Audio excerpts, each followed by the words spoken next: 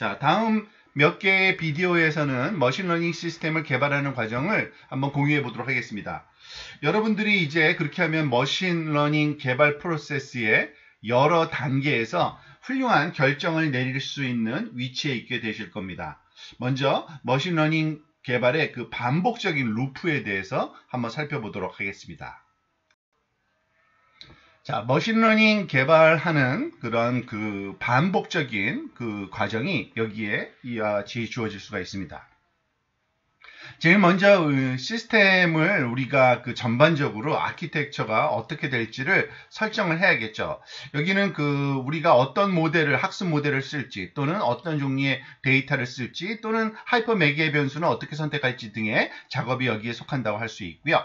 자, 그와 같은 모델이 설정되고 나면은 이제 훈련을 시켜야겠죠. 그렇지만은 그 첫 번째 훈련하고 나면 우리가 원하는 만큼의 동작을 잘 안 할 경우가 거의 대부분입니다.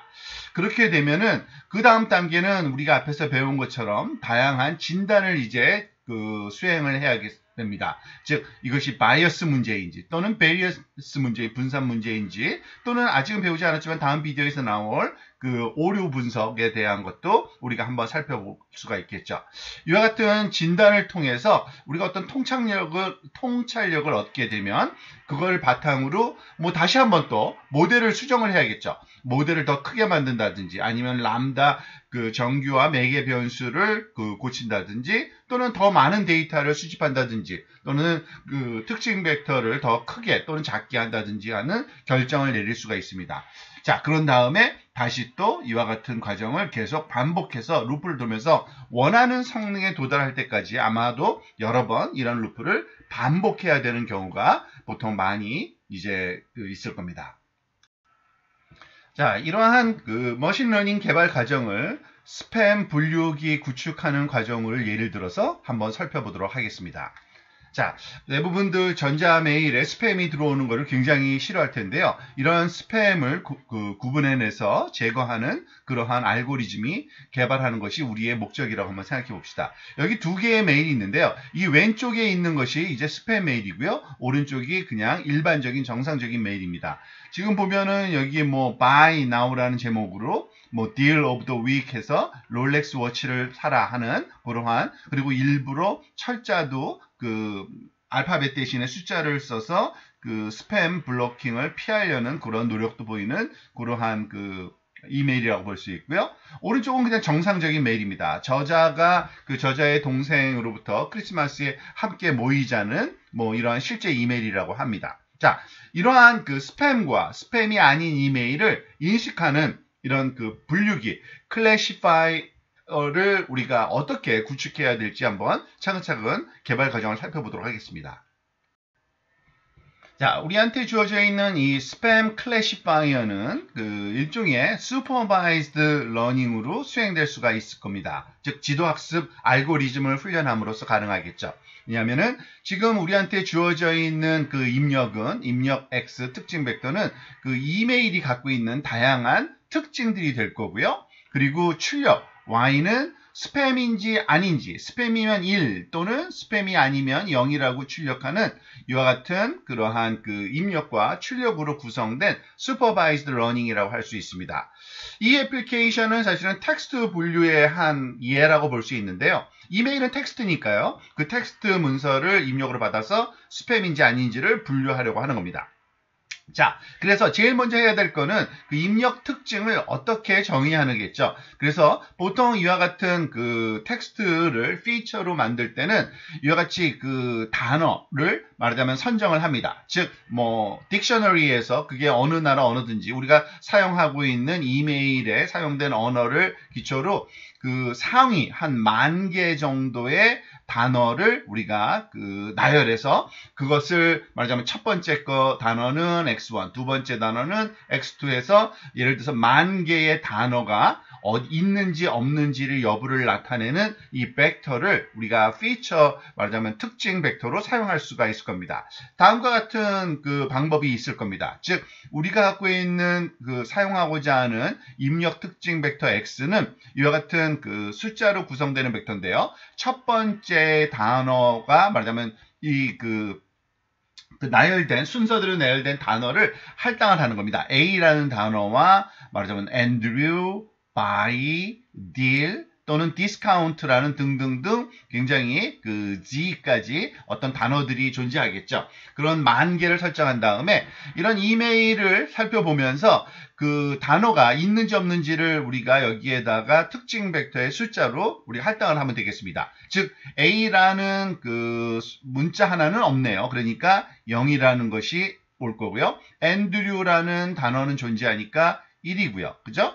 buy라는 단어도 존재하니까 1이 나타나고요. 그 다음에 deal도 있네요. 그래서 deal이라는 단어. 하지만 어디 봐도 디스카운트는 없네요. 그래서 디스카운트는 0 등등등 해서 이렇게 만 개의 엘리멘트를 갖는 0 또는 1의 값을 갖는 요 특징을 우리가 구성할 수가 있습니다.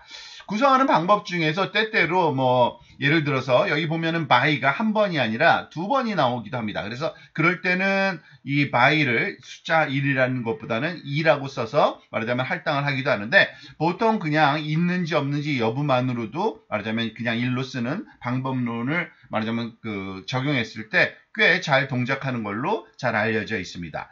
자, 이와 같이 피처가 있고, 입력 피처 벡터가 있고, 출력단에 말하자면은 스팸인지 넌 스팸인지 1 또는 0이 나오는 이러한 그 문제를 풀기 위해서는 우리가 로지스틱 회귀나 또는 신경망 같은 어떤 분류 알고리즘을 훈련해서 특징 X를 바탕으로 Y를 예측할 수가 있게 될 겁니다. 자, 초기 모델을 훈련한 후에 원하는 대로 잘 동작하지 않는다면 학습 알고리즘의 성능을 향상시키기 위해서 아마 여러 가지 아이디어를 갖게 될 가능성이 높습니다.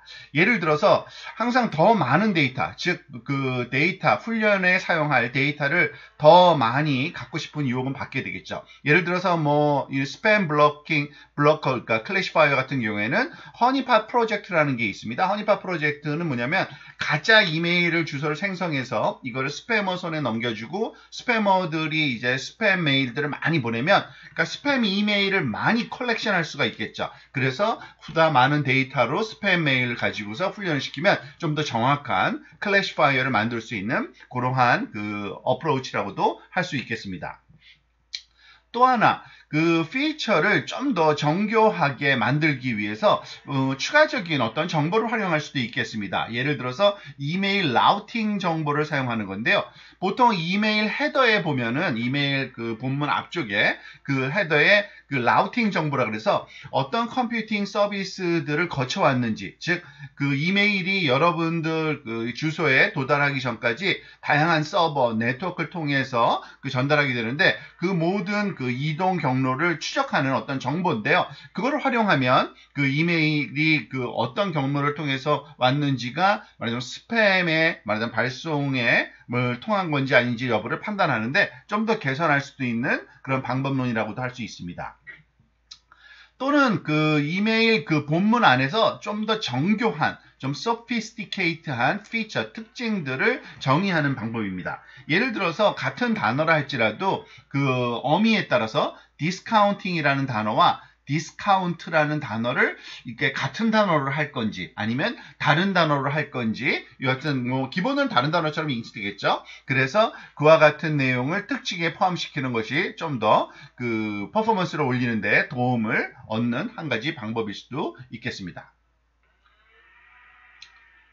자, 그리고 또 그 미스 스펠링을 우리가 다루는 것도 스팸 같은 경우에는 한 가지 중요한 그러한 그 특징이라고 할 수 있는데요. 예를 들어서 뭐 의도적인 그 미스 스펠링이 그 스팸 그 이메일에 많이 포함됩니다. 워치를 이렇게 쓴다든지 메디슨도 이렇게 그 알파벳 대신에 숫자를 적당하게 넣어서 다른 단어처럼 실제 단어가 아닌 그런 것처럼 오류를 그 일으키는 이런 철자 오류 감지도 하나의 스팸을 판단하는데 아마 도움이 될 수 있습니다. 자, 이런 모든 아이디어와 어쩌면 더 많은 아이디어를 고려해서 그 어떤 아이디어가 더 유망한지를 결정할 수 있어야 되는데요. 그 앞으로 더 유망한 경로를 좀 더 설정하는 것이 덜 유망한 방향을 선택하는 것보다는 말하자면 프로젝트의 그 개발 말하자면 속도를 뭐 쉽게는 10배 더 빠르게도 높일 수 있는 그런 것이 알려져 있습니다. 그래서 예를 들면 그런 겁니다. 알고리즘에 높은 분산이 아닌 만약에 높은 편향을 영향을 받고 있을 경우에 허니팟 프로젝트 같은 것을 말하자면 적용해서 몇 달을 허비하는 거는 별로 유익한 방향이 아닐 수 있죠. 그렇지만은 분산이 높으면은 당연히 많은 데이터를 수집하는 것이 도움이 될 수도 있다고 우리가 공부를 했습니다. 자, 그래서 기계학습 개발에 아래와 같은 그 다이어그램과 같은 반복 루프를 수행하면서 우리가 모델 또는 데이터를 수정하는 우리가 방법에 대한 많은 아이디어를 얻을 수 있습니다. 특히 그 모델이나 그 데이터에 대한 우리가 모델 또는 데이터에 대한 그 선택을 하는 많은 지침을 제공할 이런 다이그노스틱에 대해서 이미 우리가 살펴좀 봤는데요. 특히 이전에는 바이어스하고 베리언스 문제에 집중적으로 우리가 어떤 의미인지 어떻게 모델을 바꿔야 되는지에 대한 통찰력을 좀 얻었는데 또 다른 두 번째 핵심적인 아이디어가 에러 어널리시스, 즉 오류 분석이라는 그런 그 부분이 있는데요. 이걸 사용하면 어떤 아키텍처를 선택하는 것이 훨씬 더 유익할지를 우리한테 알려주는 또 다른 이런 다이그노스틱으로 활용할 수가 있습니다. 자, 그래서 이제 다음번 비디오에서는 이런 오류 분석 프로세스에 대해서 한번 살펴보도록 하겠습니다.